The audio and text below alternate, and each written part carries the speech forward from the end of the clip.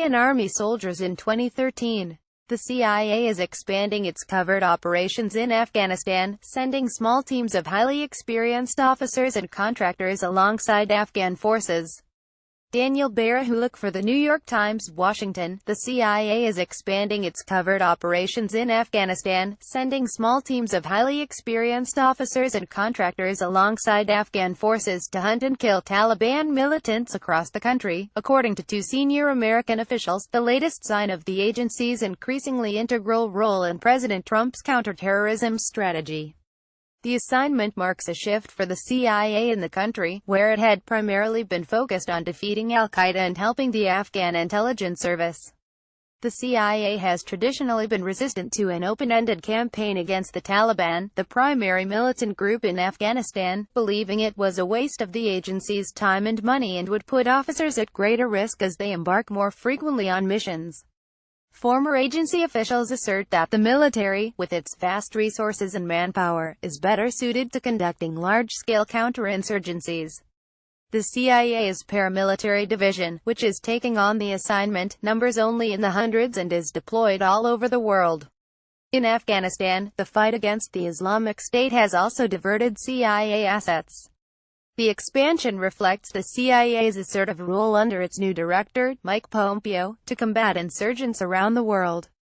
The agency is already poised to broaden its program of covert drone strikes into Afghanistan. It had largely been centered on the tribal regions of Pakistan, with occasional strikes in Syria and Yemen. "We can't perform our mission if we're not aggressive," Mr. Pompeo said at a security conference this month at the University of Texas. "This is unforgiving, relentless.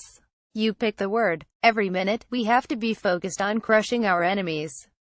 The CIA declined to comment on its expanded role in Afghanistan, which will put more lower-level Taliban militants in its crosshairs. But the mission is a tacit acknowledgement that to bring the Taliban to the negotiating table, a key component of Mr. Trump's strategy for the country, the United States will need to aggressively fight the insurgents.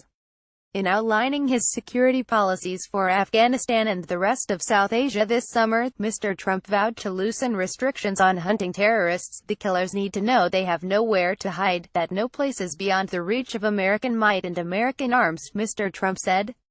"Retribution will be fast and powerful." The CIA's expanded role will augment missions carried out by military units, meaning more of the United States' combat role in Afghanistan will be hidden from public view. At the height of the conflict, American Special Operations troops hunted Taliban bomb makers, including with night raids. Now, with Afghan commando forces and their Western partners focused primarily on retaking territory from the Taliban and the Islamic State, the agency's teams will concentrate on hunting these types of threats, according to the officials. The new effort will be led by small units known as counterterrorism pursuit teams. They are managed by CIA paramilitary officers from the agency's Special Activities Division and operatives from the National Directorate of Security, Afghanistan's intelligence arm, and include elite American troops from the Joint Special Operations Command. The majority of the forces, however, are Afghan militia members. For years, the primary job of the CIA's paramilitary officers in the country has been training the Afghan militias. The CIA has also used members of these indigenous militias to develop informant networks and collect intelligence. The American Commandos, part of the Pentagon's Omega program, which lends special operations forces to the CIA, allow the Afghan militias to work together with conventional troops by calling in airstrikes and medical evacuations. In the past, the counterterrorism pursuit teams have operated in Afghanistan's southern provinces and near its mountainous border with Pakistan in the northeast, sometimes even undertaking raids to go after militants across the border.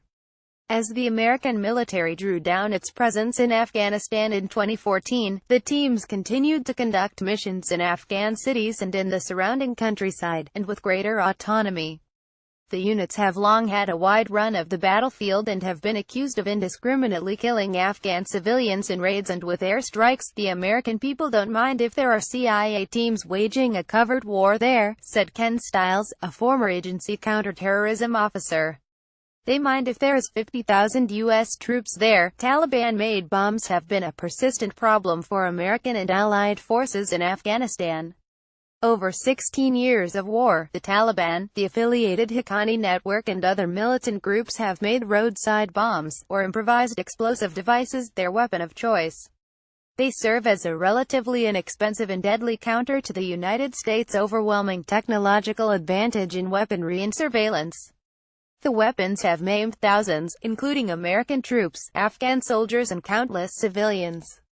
Of the roughly 5,700 attacks in the first 3 months of the year, more than 900 were from the crude weapons, according to an American military report released this summer.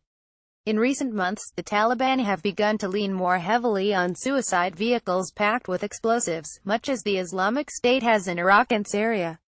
One senior American official acknowledged that the scope of the new directive would require more manpower, and that it would take time to build up the number of officers and teams to carry out those missions in Afghanistan. But the official insisted that the agency was committed to using its new authority to ramp up its strikes in parallel with increased military air and ground operations. Mr. Pompeo said in his remarks in Texas that Mr. Trump had authorized the agency to take risks in its efforts to combat insurgents as long as they made sense, with an overall goal to make the CIA faster and more aggressive. Those risks can be deadly. Since 2001, at least 18 CIA personnel have died in Afghanistan, a figure nearly on par with those killed in Vietnam and Laos almost half a century ago. 7 of those killed in Afghanistan were part of the Special Activities Division, including 3 veteran officers who died last year in eastern Afghanistan. In announcing that the CIA was dispatching more officers into the field, Mr. Pompeo said, "If we are not out pushing the envelope, the agency simply will not succeed." The change also comes amid an increase in violence in Afghanistan in recent months. Attacks on security forces and the police, including at least 3 last week, have taken a heavy toll. A record number of civilians, 1,662, were killed in the first half of the year, and another 3,581 were wounded, according to the United Nations.